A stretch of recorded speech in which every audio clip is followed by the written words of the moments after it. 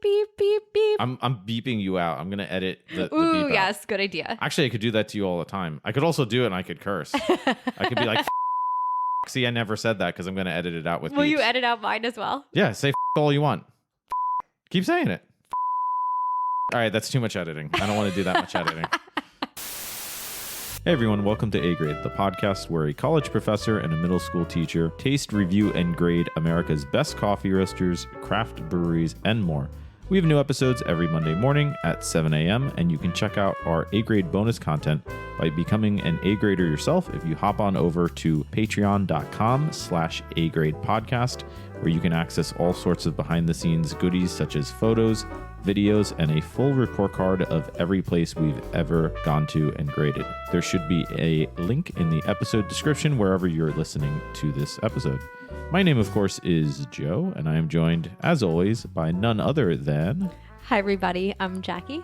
And we are back to coffee roasters and craft breweries. That's why I'm singing full of glee. It does feel kind of really, really nice to be back to doing what we ultimately started the podcast to do, which is review coffee roasters and craft beer breweries. Yeah, well, it's weird, too, because we kind of had that hiccup of Olive Garden last week where we were bouncing back from Italy and transitioning back to America. And before we went to Italy, we did Stranger Things. Yeah, it's been a while since we've done... So it's probably been 7-8 episodes since it's been we've a couple done months. A roaster or a brewery. Well, the good news, as we said, we are back in coffee roaster and craft brewery mode. And in fact, we went to a coffee roaster this morning and a craft brewery this afternoon.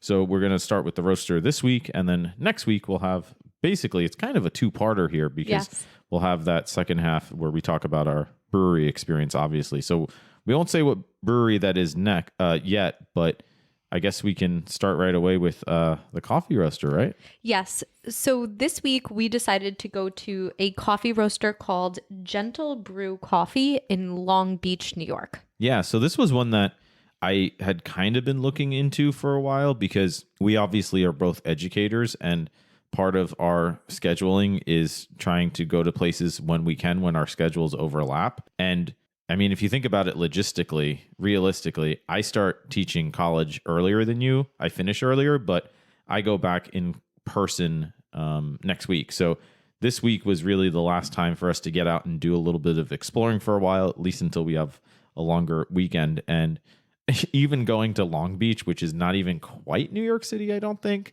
that still was a bit of a trip where I didn't want to do on the weekend because of apocalyptic just city traffic, maybe, especially to kind of a coastal destination like Long Beach. So it was either kind of do it now or wait till maybe the winter to go to when it's less beachy season and less crazy. So yeah, we decided to do a little trip, and it kind of worked out, I think, because we left right after rush hour and we were home before rush hour coming back. So I thought that was definitely a good move, but I don't know. Do you want to start with the atmosphere and ambiance in terms of how we got there and what your first impressions were?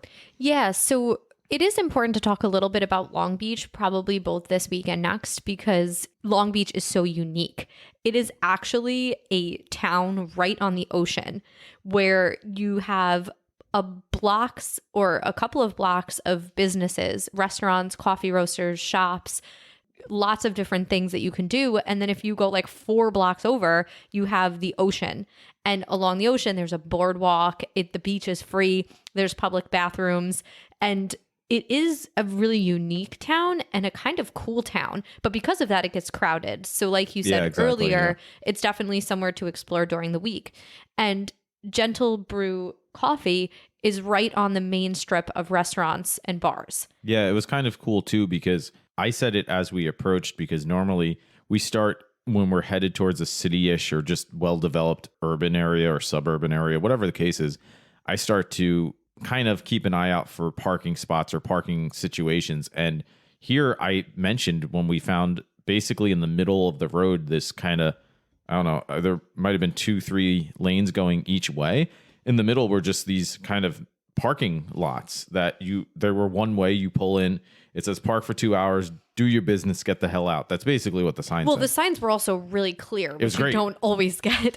Certainly not coming back from Italy, our Italy experience, not the best signage. So I mentioned that was kind of the best parking situation I remember seeing in pretty much any town we've been to, because usually even if they have free town parking like that, it's sequestered away in random lots just scattered around. I could imagine on a weekend, as we were saying, it might be insane and stressful to try to get a parking spot. So that might be kind of annoying. But in this case, it was super convenient. And that made that part of the journey in terms of getting there much more easy and much more accessible. We parked basically right outside the roaster, which was super cool. Yeah, and I think that makes a difference. Parking does make a difference when you're going to these downtown area coffee roasters that aren't in a big industrial place, but they're in a strip of other businesses. Yeah. So it was nice to get good parking. It was very easy.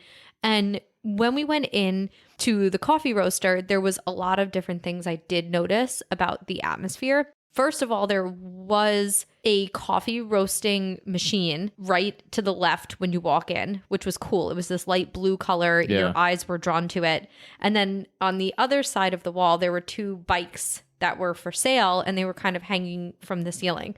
So your eyes were drawn to those two things. But I also couldn't help but noticing that above the coffee roaster, there was a gigantic hole in the ceiling. Yeah, I noticed that too. It was just kind of as if they put because there's I guess an outgassing pipe or something, an exhaust pipe rather, for the roasting machine, but that part of the ceiling also, I don't know, fell out or something. I was like, are they going to fix this? Is this a fire hazard? Should the fire department be checking this out? I felt like that wasn't maybe the best thing that could be going on, but it did make me laugh a little bit. So some other things I noticed when I walked in was that there were quotes on the wall. There were two quotes. Like the music quotes in that other place, aka song lyrics, as you so kindly pointed out to me and explained. And they were really intense. I'll post them on Instagram and on Patreon, but they were really unique quotes. And I kind of was curious what the rationale was behind the quotes, because it didn't necessarily match the name of the coffee roaster or any kind of theme. I guess it was maybe a beachy theme. Yeah. But there wasn't really a connection between those elements. There were plants hanging everywhere, which I really liked, but those were some touches. There were some things about the atmosphere and ambiance that a little bit bleed into service. Yeah. Like the fact that there was only one person working, so the process was really, really slow. That kind of impacted both my atmosphere and ambiance and my service grade. And the last thing I'll say is that even though there were some weird things that I weren't quite sure about, like what the theme was, this very slow process, the giant gaping hole in the ceiling. Can't get over that, can you? I was pretty comfortable with the table we sat out by the window with our coffee, and I thought that was nice. But I'm kind of in the middle there with atmosphere and ambiance. Yeah, I think you're right. We often say this, how the service, and there's other elements that bleed into our overall assessment in terms of the first grading category, the atmosphere and ambiance. And I think that's kind of spot on. That was kind of my impression, because the elements that we'll continue to talk about really affected how comfortable I was there, I think. But in general, I sort of like what they had done with the layout. It was really interesting that roaster machine was right in the front there. Usually you see them oftentimes tucked away in a corner or maybe in the back or something like that, because I assume it's dangerous hot equipment, and that sort of makes sense. Maybe they do it they only roast off hours when the roaster is closed. That sort of makes sense then, why they would have it right in front. But it's still cool to see that. You see the bags of beans there, all of that stuff. There looked like there was some stuff going on in the back. I don't know. But I like the layout in general with the tables, all that sort of stuff. There wasn't a very clear theme, as you said to me. I mean, that's something that's really kind of ethereal. It's kind of hard to pin down a lot of times. Is there supposed to be a clear theme? Is it one that is sort of playing upon the name or just the vibe of the ethos, the philosophy, whatever, of the company or the organization or the owners? Oftentimes that is the case if you think about some of the places we love, like Fondati or Mongo's or something along those lines. I wasn't really sure if there was something going on like that. So yeah, that's all to say that there was a lot maybe going on that I sort of thought made sense, but then other stuff that I wasn't so sure about, which of course leads us to this week's unfortunate installment of Cue the Sad Trombones. Bathroom not corner. I was Because, going to say we must talk about the bathroom. well, the lack thereof, because unfortunately there was a door in the back and they kind of had it just blocked off with a merch rack, like And a t-shirt chair, rack. an upside down chair. And they had a sign that said, I think, sorry, out of order, Yes. which I mean, do I have to rant about this? I think we need to rant about it again, but honestly, you should go back and listen to some of our other episodes too, where we basically bashed an entire place because they didn't have a bathroom. I had similar feelings when we went to this coffee roaster. I'm starting to become on the side of it is unacceptable if you're serving coffee and food in a destination place like Long Beach and you don't have a bathroom. I feel as if it's entrapment, right? I don't think you can have tables and coffee and baked goods if you don't provide access to a bathroom, or at least some sort of signage that tells you where the public bathrooms are, because there were public bathrooms, but they're not that close. You know, you have to walk half a mile. Yeah, and down to the beach. It specifically impacts my experience. This is not a place you can sit and work because there's no bathroom. This is not a place that you're going to spend a long time with friends because there's no bathroom. You can't go here on a date because there's no bathroom. I mean, it's ridiculous that you're serving food and drink and don't have a bathroom. It's kind of unacceptable to me at this point. We were saying when we were walking to the beach afterwards that it's like we would have been better going to a Starbucks because we could have got a decent cup of coffee and went to the bathroom if we had to and not rushed out of the place. Well, this is what we say as well, where what we ideally look for, especially in an A-grade experience, is what we call a destination place where you would travel to. There are these places that we go to, whether they're near where we live, but they're still an hour and a half away, or they're out of state that we'll travel to. And that people from the podcast go from listening, or our friends go from listening. Yeah. And we go because, well, one of the reasons why we can go is because we know that they have at least one bathroom, if not multiple bathrooms. So it's definitely something that I sort of agree. I mean, there's all sorts of excuses and reasons why places sometimes don't have bathrooms. I mean, we've heard everything from, well, we just don't allow customers to use it because we've had problems in the past till this is out of order. Maybe it is out of order, but I don't care. That's not What are the employees doing then? Exactly. Whether that's a real reason or not, I don't really care because this is what my experience was essentially. And it really does impact and affect whether or not I would go back and whether or not certainly I would recommend it to other people. I mean, the little time that we spent there, the whole time I'm thinking, how do we find a bathroom? Because we drove an hour and a half and I have to use the bathroom. And it's early in the morning. It's not far. Like we're going to go to a restaurant at this point to use a bathroom. Well, it gives me anxiety too, because I'm like, where do I go? We're in the middle of kind of a city. So that totally kind of demolishes the atmosphere and ambiance to me. So it's unfortunate. I mean, again, maybe it was just out of order. I don't know. It looked like they had a pretty legit setup for it being out of order with the t-shirt rack and the chairs and stuff. So, and we have seen other places now that just sort of say that they don't allow their customers to use it. But I don't care because we were just in Italy for a month and I don't think there was one coffee shop, coffee roaster that we went to in all of Italy that didn't have a working bathroom. And we were in dozens and dozens of places. As an owner of a business, if your bathroom is out of order, that should be a number one priority to get fixed. And as an owner of a business, you should have people on call that when things go wrong, you fix them. Yeah, you would think so. If the toilet in my house stops working, trust me, someone's going to come in and fix my toilet that day because it's a priority, right? I feel like you can make excuses as much as you want, but there are places that keep the bathrooms open even with heavy traffic, such as Borealis Coffee Roasters outside of Providence, where their coffee roaster is on a bike path where they encourage you to come in, grab a water, grab a cup of coffee, use the bathroom. You can create a community and a culture, and having no bathroom kind of nips that and kills that vibe.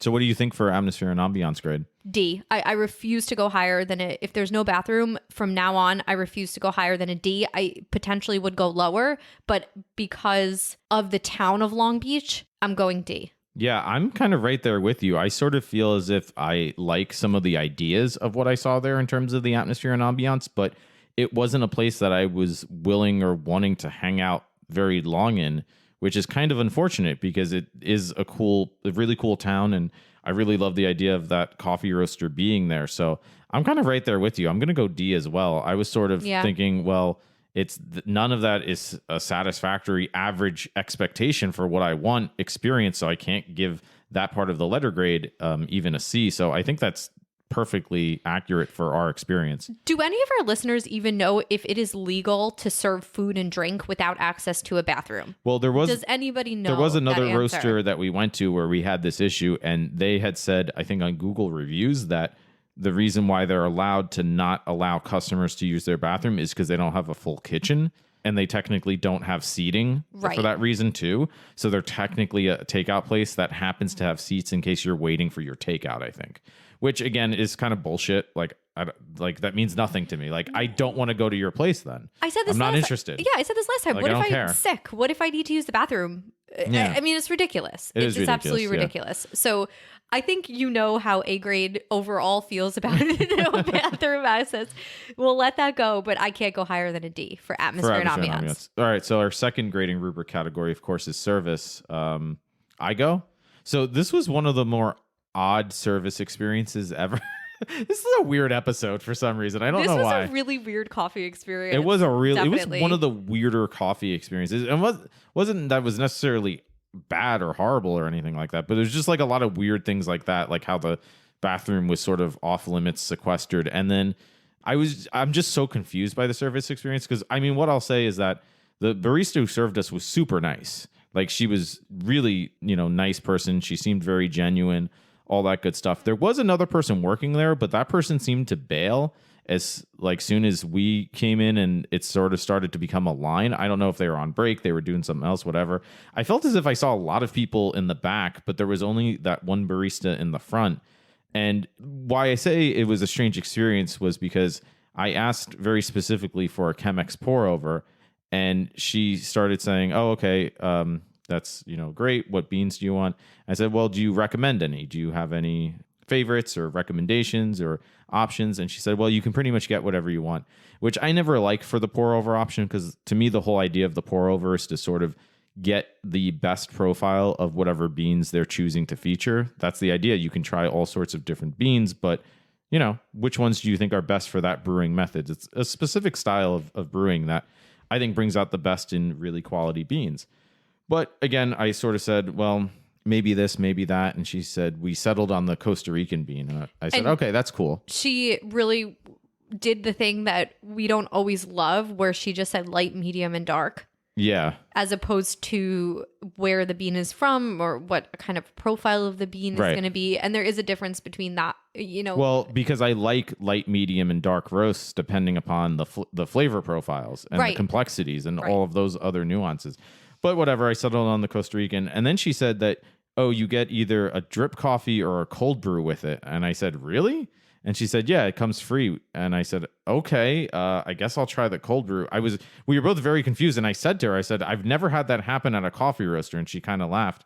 And she said, oh yeah, we always give a free one, with that order. And I said, okay, I guess so that's something new, something different. And then she started to, I think she went over to do something else. And I realized that, oh, I think she means I wanted a bag of beans. Oh, because she asked if I wanted them ground or not. Yeah. And I said, oh, no, I wanted a Chemex pour over. And she said, oh, okay, I'm sorry. And then I thought we cleared that up. But then she went into the back and got this big kind of garbage can looking thing and started scooping out beans. And she got a bag and started putting like the little clothespin tab thing on it. And I said again, I was like, oh, excuse me, I want to, you see the Chemex there? Like there was a Chemex right there. I want a pour over. And it's on your menu. And I had to say it again. I don't want a bag of beans. I want a Chemex pour over. And then she kind of paused and said, oh. It just clicked for her. It finally clicked. But it was so bizarre. What do you think your impression was what was happening there? Do you think she was thinking about something else? Do you think she was worried about the line? Well, there wasn't a line at that point. There was just one guy behind us. Right. Which is why I asked for the pour over, because I've said this in previous episodes. If it's super crowded or something like that, I usually don't get the pour over, because a good pour over might take 5-10 minutes when they're busy having stuff even going on and it's not that crazy yet. So if it's super crowded, I'll get something else, an Americano or even the drip coffee or whatever. So in this case, though, I said, oh, that's fine. I'll try that. And I don't know what was going on. I honestly, it was one of those situations where I really questioned myself. Am I being very unclear here or something? It was on the menu. You weren't. There, something wasn't clicking with her understanding what you ordered. But I said Chemex and didn't I say the word Chemex and pour over like you said a dozen times? A Chemex pour over, which is what it said on the menu. So it was really confusing. Maybe people never order these, but she knew how to make it. That's what was the strangest part to me. She knew exactly what to do. She got the scale. My only thought was, I mean, can't put words in her head or whatever, but my only thought is that maybe she was distracted thinking about something else. Like she was having a bad day. Yeah, something maybe. was in the back of her mind. You know, when you're sort of just kind of doing the same thing over and over and you're going through the motions, but you're thinking about something else. Yeah. I'm not sure she was fully present in us and us ordering. I have no idea what the hell I don't know. on. It was really strange. Yeah. So, and I felt bad that she was back there by herself. This is a busy spot. She shouldn't be the only one working. Well, then it got kind of weird because she was just making the pour over. And again, any other time I've been at a coffee roaster and it starts to get busy, they go back and forth with the pour over. And that's perfectly fine. I usually tell them that if they're busy, take your time with my pour over. If it's going to take even 10, 15 minutes, I don't mind at all because I understand it's a process that takes time. And a lot of times roasters straight up tell you, they say, it's going to take this amount of time. And I say, yeah, that's fine. Have a sandwich, smoke a cigarette. I don't care what you do. As long as it gets done eventually, whatever, I'm here to hang out. Not in this case because there's no bathroom. I had to get the hell out of there. But then a line started forming because she was just focusing on the pour over, and I started getting anxious. Me too. I'm standing there like, oh, and I'm the asshole holding up the line. This is supposed to be Gentle Brew, and it's a really anxious brew. Well, she would just pour it and then just stand there for 20 seconds, and I'm thinking, you could ring us up right now. Make my drink. Or you could just ring us up. Whatever. Yeah. There's a million things that you Ask could do. the next person in line what he wants. Maybe this person wasn't confident in making the pour over. I don't know, but she seemed to know how to make it. So I don't know what was the whole thing was just very strange to me. I don't know. It was really a bizarre experience. And again, she was very nice person, but I just didn't understand what was happening. It makes it a little bit hard to grade the service. Yeah, exactly. Like I'm just confused by the whole experience. I think I would say she was nice, but C is satisfactory. I don't know if it was satisfactory because of the confusion. Yeah, the whole thing was weird. I'm going to go for service. Was there anything else with service? I think that was everything. Yeah. And I kind of blame the owners a little bit that they should have a couple more employees working. They disappeared. I don't know where the hell they went. Yeah, that girl just bounced. I don't know. She was like, all right, see ya. Sorry about the line. I'm off tomorrow. See you in 2 days. I don't know what was going on. So I'm going to go for service because she was so nice. I'm going to go C- because it wasn't bad. It's not as if she messed anything up. I mean, she would have if she just gave us a bag of beans.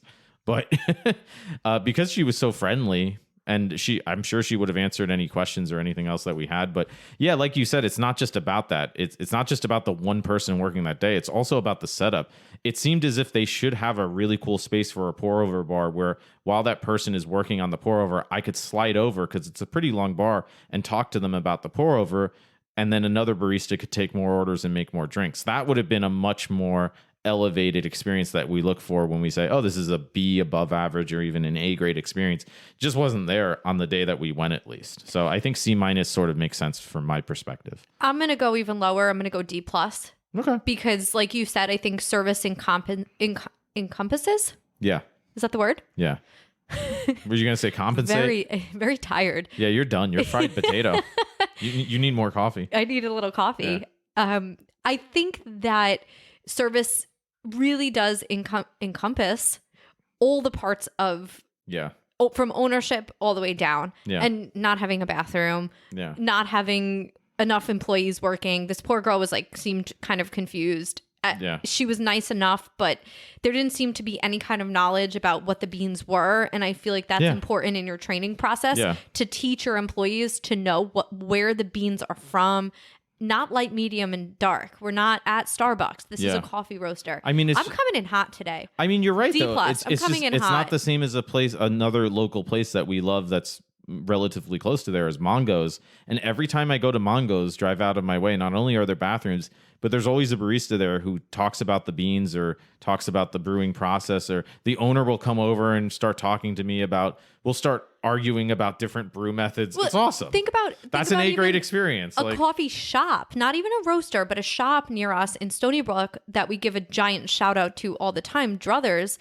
Their employees have to know their beans. They go to the coffee roaster where they get the beans for the shop and actually get trained there about how to do the pour over, what the beans are.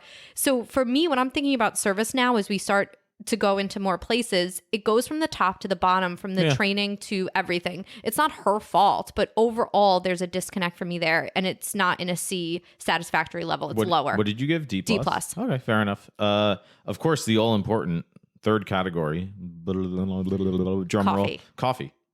What do you think? I got an iced maple latte like I always do. They did have maple and vanilla, which were made there and organic, but my latte was also a little bit subpar. We talk about the latte being a sum of its parts. So you have your sweetener, which I like an organic honey, maple, something like that. You have your milk, which is either regular milk, oat milk, almond milk, and then you have your espresso. And I've had a lot of perfectly balanced lattes where the three of those flavors meld together into this beautiful harmony of a drink. Mm-hmm. This one was not that. Yeah. I couldn't taste the maple at all. It kind of it settled on the bottom of so yours, there was no maple in it. Yeah. And each sip was either milk or coffee. Yeah, you put it perfectly, because I took a couple of sips of yours, and the first sip it just kind of tasted like a latte where it was just coffee and milk.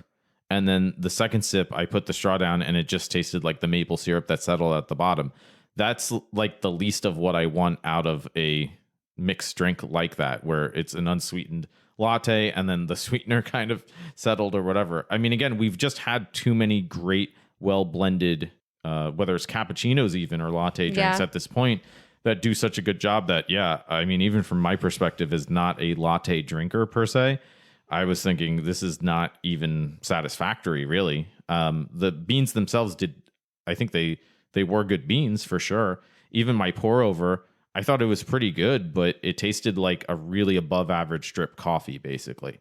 So on the pour over scale, I would say my pour over was maybe a C. It was a pretty average pour over. It was fine. I agree. It was fine. I couldn't tell you what the really notes were. It was a smooth pour over, though. Exactly. She knew kind of how to make it. Yeah, but it didn't have the complexities, again, that we look for. I mean, God, think of the pour overs that we've had where they taste like blooming blueberries or like malty chocolate. I didn't know coffee could taste like this. Yeah. You don't need to add sugar or milk or sweetener or anything. It's these natural fruit flavors or whatever the case may be. I didn't get any of that. Yeah. So it just tasted like a really, as you said, smooth, even coffee, which is kind of the standard expectation for a pour over. So it was perfectly average to me for a pour over. I'm glad they offered it. If you can get past the bag of beans instead, I guess. But if you make it that far to actually get a coffee. What do you think for overall coffee grade? So this is a little tricky. I think the fact that they even offer pour overs and some kind of organic ingredients puts them in a higher echelon than a place that doesn't offer pour overs. Mm-hmm. So, but I don't think the pour over was a C. I agree, but the latte was probably a D. So I think I'm going to go C- for the coffee. Damn it, that's exactly what I was going to say. Because I think it actually stands out to me because I'm not a latte drinker. If I had gotten that latte as a first-time latte drinker, I would have just thrown it out, honestly. Like, I don't like lattes. Yeah, I would have said, I guess I don't like lattes because this is just not mixed and it's not balanced or whatever the case is. So, yeah, that was too bad. But I mean, what are you going to do? I'm being honest. This was our experience. And there are a lot of places that we adore and love. It is what it is, which leads us... Even stay tuned for next week. Or leaves us with food. Food. What'd you think? You start us off with food. Oh, I started I'm going to put you right on the spot, yeah. Okay, so they had... I don't know what was going on with food either because I didn't see a menu. It's weird because when you walk in, the coffee menu is kind of on the wall on the right and the bar is like long, but the line is parallel to the board. So you have to go around off the line to see the board. And just with all the other confusion, I didn't think to look for a food menu because then when we were sitting before we left, There was a guy that came in with a cart full of bananas and I think eggs. And then I thought, wait, do they offer breakfast and food? I didn't see any bananas. So I don't really know fully what was going on with the food other than what I saw and what I got, which were just some kind of tail end of whatever pastries they had, which I don't mind. If some place has awesome pastries and they sell out, that's reasonable. I mean, get there early if you want pastries, right? And they had some interesting looking ones, some basically kind of crumb cake raspberry thing, and then some muffins, some different types of muffins. They all looked pretty good. We wound up going with the zucchini muffin because I honestly don't remember ever having a zucchini muffin, and that sounded awesome. And I thought it was pretty good. I thought it was really good, cool that you could actually see the pieces of zucchini inside it. I love that. Whether it's an Italian ice or it is a baked good or something like that, I love when you can actually see the fruit or the food within it. So I thought it was pretty good. I thought it wasn't really sweet. It tasted really clean. I thought it was really maybe fresh. a B grade muffin. It was a really good muffin. So I don't know what else they were offering, but I thought it was definitely pretty good. So I'm going to go B- for food because I don't know what else was going on and what else maybe I could have had if I went earlier or I investigated more. But I don't know what else to sort of give other than that based on what actually occurred. But what do you think for food? That's so funny because I actually was thinking the exact same grade. Stop and I'm stealing really my grades. sorry because we have almost all the same grades. This is such boring episode. radio. However, it's showing that the rubric kind of works. Or we're demented. We're losing it. Well, they're not mutually exclusive, I suppose. So yeah, I think that's about right. So what do we have for final letter grades, our tallies? All right. So our final letter grades for atmosphere and ambiance, Joe gave a D, I gave a D. For service, Joe gave a C-, I gave a D+. For coffee, we both gave C-. And for food, we both gave B-. Okay. I think I know my final letter grade. I'm between two. You look ponderous. Sure. I think I know which two you're between. I think I know which two you're between, and I think you're going to go the higher one. I'm going to go the lower one. I didn't say which two. I didn't say I was between two. I just said that. Okay, I think you know what grade I'm going to give. I know your grade. I know what grade you're going to give. This is terrible radio. Worst episode ever. Worst episode ever. 3, 2, 1. Let's do it. 3, 2, 1. D+. What? Oh, I thought you were going to go C-. Oh, hell no. A place without a bathroom is not a satisfactory place. I'm sorry. I agree. I'm done. I agree. 100%. I'm not giving you satisfactory range. Agree. I'm not giving you a satisfactory range. You can't pass. Grade. Well, you can pass. It's still passing. F is failing. That's true. I should fail it, really. But you can't be satisfactory. No, it should be like an F+. That's a generous D+. It is. For that reason. I mean, and there was a lot of confusion in there, and the coffee wasn't that good. I think D+ is accurate. D+ is accurate. Sorry, it's nothing personal. It's just that's what you get. What am I going to lie and say? Oh, well, these are all the great things that you overlook. It's like, no, you can't. There's no bathroom. Whenever I start thinking in my head, oh, we should have just went to Starbucks. You're in the D grade to me. I mean, honestly, it feels like one of those places that probably there's a lot of locals who really like it for whatever reason. That's great.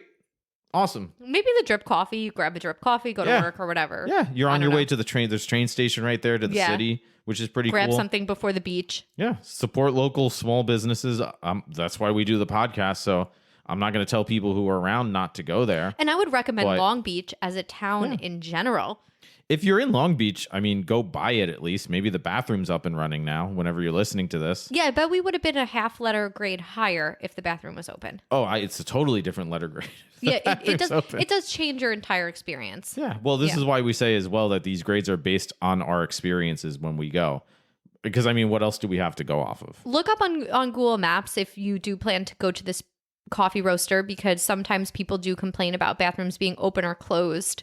I might check when we get off the podcast to see if anyone's said anything, but I think if you do go, it's a takeout place. Grab it on your way to the train station, grab it on your way to the beach. Yeah, I think that's definitely the move for sure. Grab a baked good. The baked goods were good. Baked goods were good. Stop by for a baked good. The baked goods were good. On the way to the beach. On the way to the beach. Why'd we go full Long Island, full New York? Because we were in. What are you gonna do? We were in the heart of Long Island. Oh God! All right. Well, it's time to leave. In that case, the city by the sea. Apparently, that's their slogan. Is that what they call it? Yeah.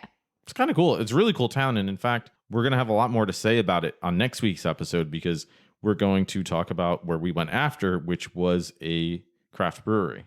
Yes. And spoiler alert, I think we're going to have a lot more positive things. Spoiler to say. alert, they had 6 freaking bathrooms in there. That's already... And they were insane bathrooms where you had an individual stall to yourself with a sink. Hey, save it for bathroom corner. Okay.